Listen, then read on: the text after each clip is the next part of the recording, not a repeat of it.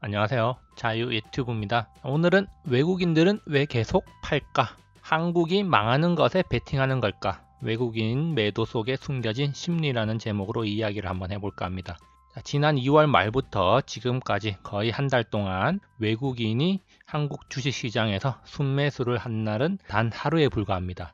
그 외에는 대량 매도를 하고 있는데요. 그렇기 때문에 외국인이 대량 매도를 하고 있다는 이유 때문에 상당히 불안감을 가지고 있는 사람들도 많습니다. 그리고 앞으로 한국 주식시장이 더 하락할 것을 암시한다, 이렇게 이야기하는 사람도 있기도 합니다. 그렇다면 이런 외국인들이 왜 매도를 하고 있는가, 여기에 대해서 한번 생각해 볼 필요도 있는데요. 물론 외국인이 매도를 하는 데는 여러 가지 이유가 있습니다. 그렇지만 그 중에서도 우리가 한 가지 눈여겨볼 점을 생각해 보면서 앞으로 시장이 어떻게 될 것인가, 여기에 대해서 한번 생각해 보고 자신의 포지션을 정하는 것도 의미가 있을 것이라고 생각이 됩니다.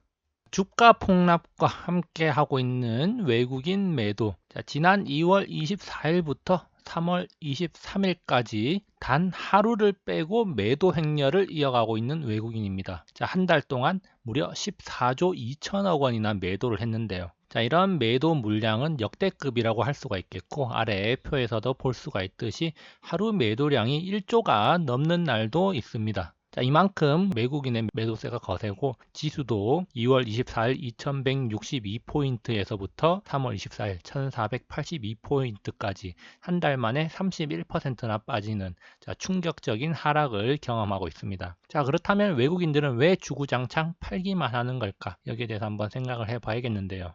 언더슈팅 상황이라는 한국 증시입니다. 그런데 왜 매도 행렬은 멈추지 않는가? 한국 시장에 미래는 없는 것일까? 이런 고민을 할 수도 있겠고, 외국인들의 매도 행렬은 과연 언제 멈출 것인가? 과거 우리나라의 증시의 흐름을 본다면 외국인들이 본격적으로 매수를 하기 시작할 때 증시가 상승했다는 점에서 외국인들의 매도 행렬이 멈추는 것, 어쩌면 중요할 수도 있겠습니다. 지금 현재 한국 증시가 매우 저평가되어 있다고 하는데도 불구하고 외국인들이 매도 행렬을 멈추지 않고 있다. 이것은 밸류에이션의 문제가 아니라 어쩌면 심리의 문제라고도 볼 수가 있겠습니다. 그렇기 때문에 여기에 대해서 한번 우리가 생각을 해봐야 되는데, 물론 이렇게 매도를 하는 데는 여러 가지 이유가 있을 겁니다. 근데 그 중에서도 우리가 한 가지 중요하게 생각해야 될 부분을 살펴보겠습니다.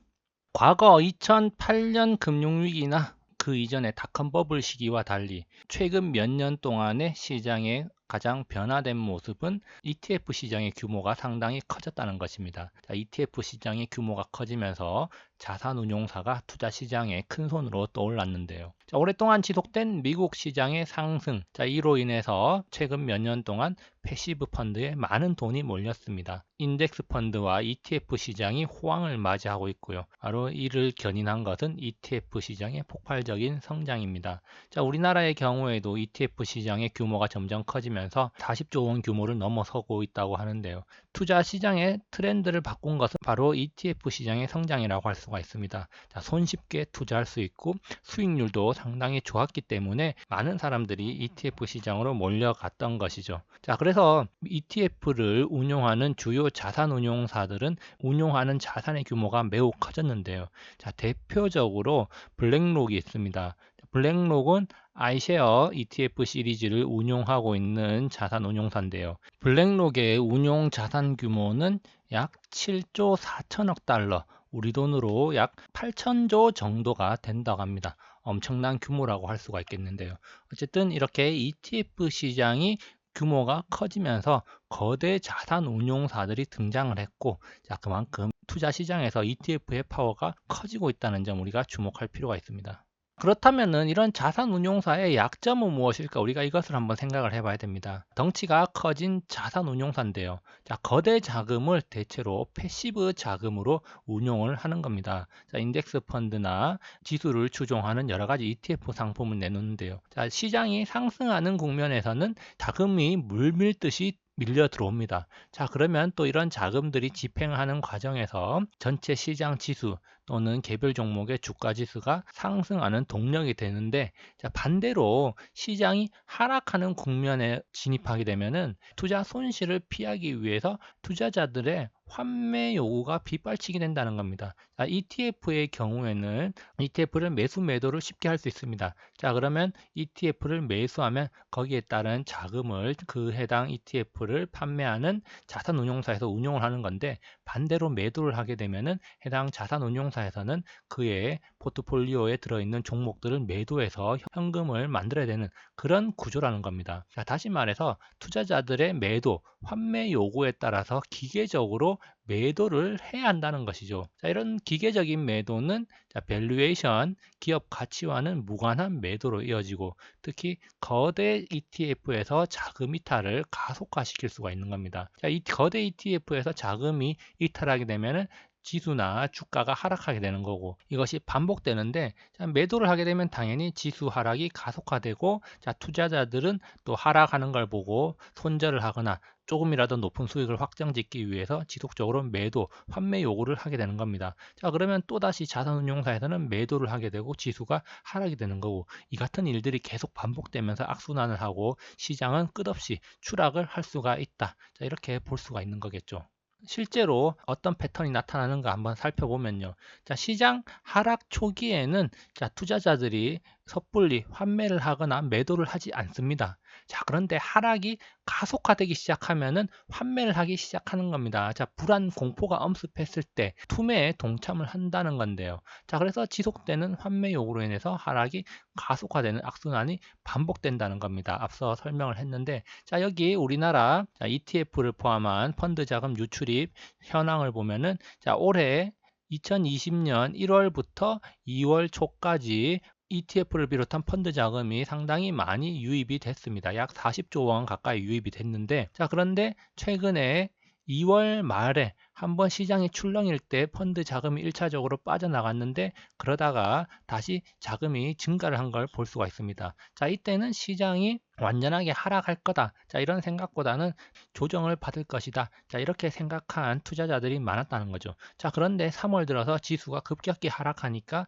이에 따라서 펀드 자금들도 빠른 속도로 빠져나가는 모습을 확인할 수 있는 겁니다. 자, 이렇게 펀드 자금이 빠져나간다는 것은 자산운용사에서 기계적으로 그 자금들, 포트폴리오에 있는 종목들을 매도할 수밖에 없고, 시장 하락을 가속화시킨다는 점 우리가 기억할 필요가 있습니다. 자, 그래서 제가 오른쪽 표를 한번 가져와 봤는데요.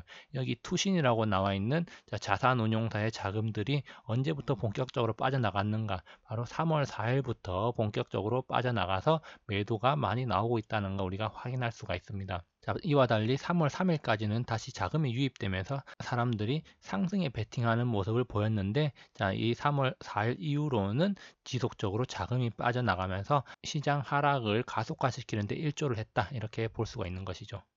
자, 그리고 우리나라뿐만이 아닙니다. 자, 이런 현상은 다른 나라에서도 나타나는데요. 자, 최근 급락장 속에서 환매 요청에 시달리는 거대 자산 운용사들, 자, 이런 이야기가 나돌고 있습니다. 자, 특히 사우디 투자청은 세계적으로 또 유명한 큰손 투자자인데요. 자, 이 사우디 투자청 역시 다른 자산 운용사에 자금을 맡겨서 운용하는 경우가 많습니다. 워낙 그 규모가 크기 때문에 직접 운용을 다 하지 못한다는 거죠. 자, 그런데 이런 사우디 투자청이 최근에 레이 달리오가 이끄는 브리지워터 어소시에이츠에 대량 환매 요청을 했다. 이런 이야기가 있습니다. 자, 시장이 하락하니까 자금을, 원금을 조금이라도 손실을 줄이기 위해서 브리지워터에 환매 요청을 하면서 투자한 돈을 돌려달라, 이런 이야기를 했다는 거죠. 자, 그러면은 이런 자산 운용사들은 투자자들이 돈을 돌려달라고 하면은 돈을 주는 게 원칙입니다. 돈을 돌려주기 위해서 어떤 일이 벌어지느냐. 자, 브리지워터는 금, 채권, 주식, FX 등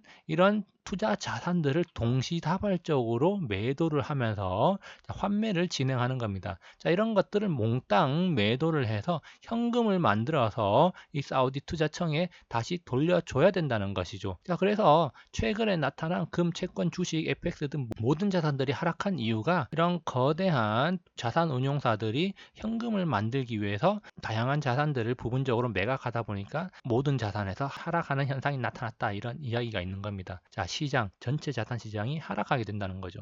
이렇게 사우디 투자청과 같은 거대한 투자자들 뿐만 아니라 미국의 개인 투자자들 중에서 ETF 상품을 매수했던 투자자들도 ETF 매도에 나선다는 겁니다. 시장이 지속적으로 하락하니까 손실을 조금이라도 줄이기 위해서 매도를 한다는 거죠. 자, 이렇게 ETF 투자자들이 매도를 진행하면 이런 ETF를 운용하고 있는 뱅가드나 블랙록 등에서는 투자하고 있는 주식들을 매도할 수밖에 없습니다. 자, 그런데 여기에서는 또 어떤 주식을 먼저 매도를 하느냐? 상대적으로 위기에 취약한 이머징 마켓 주식을 먼저 매도를 하겠죠.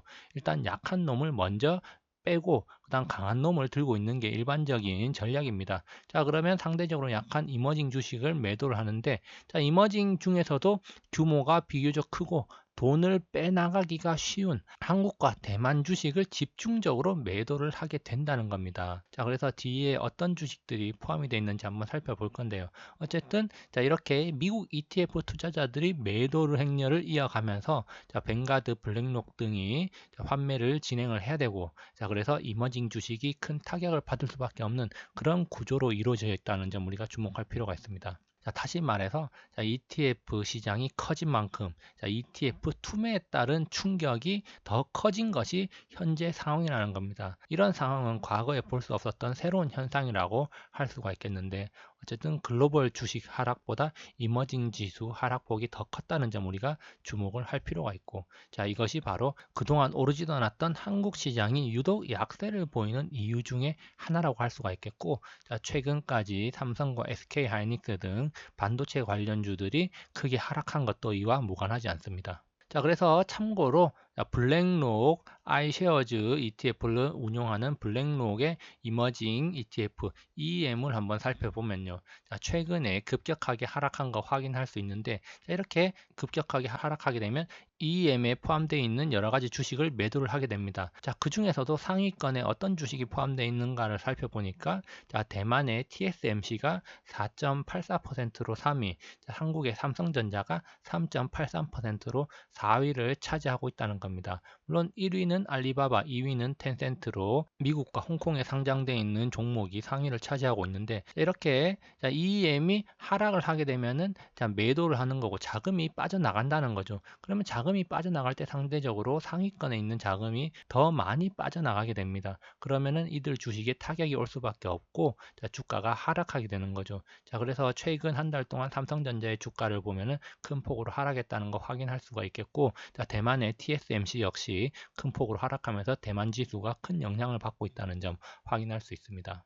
자, 그리고 좀 더 디테일하게 한국 ETF를 보면은, 자, 한국 ETF 중에서는 삼성전자가 23.65%, SK하이닉스가 7.08, 네이버가 3.75%를 차지하고 있는데요. 자, 한국 ETF가 큰 폭으로 하락하면서 자, 이들 종목에 대한 매도세가 거세졌을 것이고 이들의 낙폭이 클 수밖에 없었다. 자, 이렇게 볼 수가 있는 겁니다. 물론 이들 말고 뭐 코스닥 잡주나 코스피의 중소형주는 더 크게 하락을 했는데, 이들 종목에 대한 외국인들의 매도세가 거세면서 지수가 하락을 했고, 다른 상품들에서도 계속해서 매도가 들어오고 개인의 손절 물량들도 많이 있기 때문에 지수가 더 빨리 하락할 수밖에 없는 그런 구조를 보여줬다, 이렇게 볼 수가 있는 겁니다.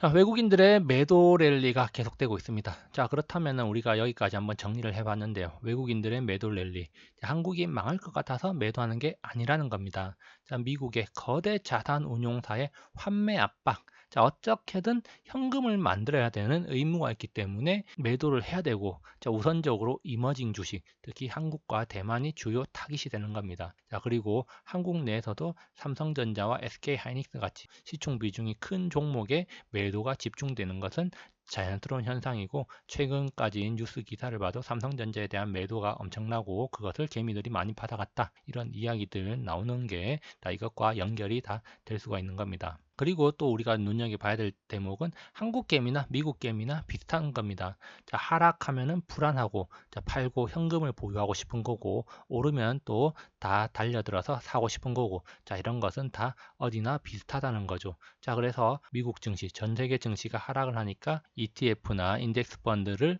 다 매도를 하면서 환매를 요구하고 있는 거고, 환매 요구에 따라서 우리나라 주식도 더 큰 타격을 받고 있다, 이렇게 볼 수가 있는 겁니다. 자, 그러면은 보면은 우리나라가 망하려고 이러는 거 아닌가라고 생각할 수가 있는데, 외국인들의 채권 순매수량을 보면은 그런 우려까지는 할 필요가 없다 이렇게 볼 수가 있겠는데, 외국인들의 2월 채권 순매수는 무려 3조 4천억 원이었고, 자, 3월 들어서 3월 23일까지만 해도 6조 1천억 원이나 채권 순매수를 했다는 겁니다. 자, 외국인 자금들이 한국에서 다 빠져나가는 게 아니라 아직까지 외국인 자금의 상당수가 한국 시장에 남아있고, 투자자들의 환매 요구에 따라서 현금이 필요한 부분만 대체로 한국을 빠져나간 게 아닌가 이렇게 추정할 수가 있다는 겁니다.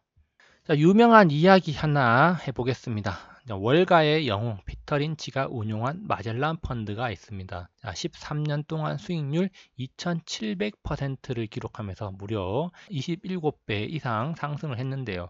자, 만약 이 마젤란 펀드 초기에 1억을 투자를 했다면 13년 뒤에 최소 27억을 손에 쥘 수 있었다는 겁니다. 자, 이것도 운용 보수를 제외한 금액이기 때문에, 자, 세금을 제외하면 모두 다 내가 가질 수 있는 돈이라는 거죠. 자, 그런데 자, 이렇게 전설적인 상승률을 기록한 마젤란 펀드, 자, 이 펀드에 투자한 대부분의 사람들은 수익을 내지 못했다고 합니다. 자, 아이러니하게도 펀드 운용으로 가장 큰 이익을 본 사람은 피터 린치였다. 자, 이렇게 이야기가 나오는, 자, 우스꽝스러운 상황이 펼쳐졌던 겁니다.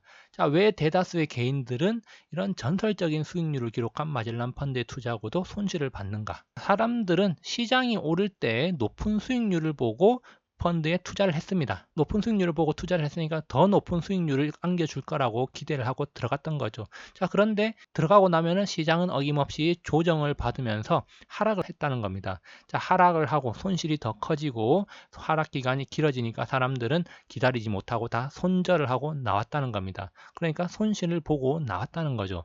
자, 그러다가 시장이 다시 높이 오르기 시작하면은 그때 또 투자를 시작을 했다는 겁니다. 자, 그러면 어김없이 또 고점을 찍고, 자, 단기적으로 하락 조정 기간을 거쳤고, 자, 하락 조정을 거칠 때 기다리지 못하고 손절을 하고 나왔기 때문에 대부분의 사람들이 손실을 보았을 뿐 수익을 보지 못했다는 겁니다. 그래서 이 당시에 상당히 유명했던 마젤란 펀드도 투자자들한테는 욕을 먹는 펀드였다는 겁니다. 대다수의 사람들이 처음에 들어가서 끝까지 버티지 못하고 13년이라는 기간을 다 버틴 게 아니라 중간에 올랐을 때 들어가서 하락하고 나서 손절하고 나오고, 또 올랐을 때 들어가서 하락할 때 손절하고 나오고, 자, 이런 행동 패턴을 반복하다 보니까 손실을 봤다는 거죠. 결론입니다. 자, 언제나 마이너스인 구간은 있습니다. 자, 그러나 마이너스가 끝나지 않은 적은 없다는 점을 우리가 명심을 해야 됩니다. 자, 지금 시점 외국인들의 매도를 크게 우려할 필요는 없다고 봅니다. 자, 언더슈팅 상황입니다. 자, 이 상황 속에서 불안한 외국 개미들의 기계적인 매도 물량이 나오고 있을 뿐입니다. 자, 오히려 이 와중에도 외국인들은 사고 있는 종목도 있다는 사실을 우리가 기억을 하고 이런 종목에 집중을 해볼 필요도 있을 것입니다. 변동성이 큰 시장입니다. 시장의 흐름, 방향을 정확히 읽어내는 능력이 없다면 가만히 있는 것이 이득일 수가 있습니다. 기다리다 보면 좋은 기회가 내 앞에 놓여 있을 가능성이 높습니다. 인간의 역사에서 전염병을 물리치지 못한 적은 없습니다. 지금은 약간의 시간이 필요할 뿐이라는 점을 기억을 하면서 일희일비하지 말고 시장에 임하는 게 중요할 것 같습니다. 여기까지 영상을 감상해 주셔서 감사하고요. 항상 즐거운 하루 보내시기 바랍니다. 감사합니다.